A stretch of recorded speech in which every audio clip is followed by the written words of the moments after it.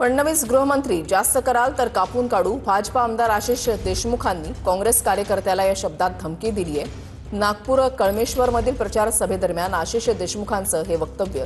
काँग्रेसनं कळमेश्वरची संस्कृती बिघडवू नये असं आशिष देशमुखांनी म्हटलंय। तर कापण्याची भाषा करणाऱ्यावर कारवाई करण्याचं धाडस मुख्यमंत्र्यांनी दाखवावं असं वडेट्टीवारांनी म्हटलंय।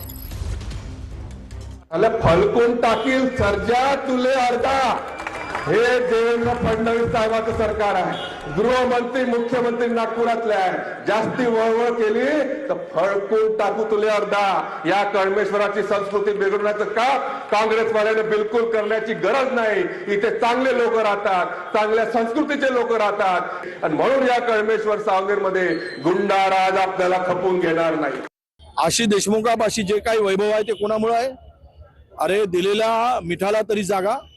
तुमच्या बापांना हे वैभव प्राप्त करून झालं, मेडिकल कॉलेज मिळालं, मंत्रिपद मिळालं, तुम्हाला ऐश्वर्य मिळालं, हे काँग्रेसची पुण्याई आहे।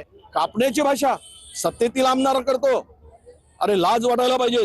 याचा अर्थ असा आहे की तुम्हाला जनता आता तुमच्या पाठीमागे नाही, तुम्हाला पराजय दिसतोय म्हणून कापण्याची भाषा, धमकवण्याची भाषा, अशा पद्धतीनं भाषा करणं। गृहमंत्र्यांना विनंती आहे, मुख्यमंत्र्याला, की अशा लोकांना सोबत ठेवू नका। तुम्ही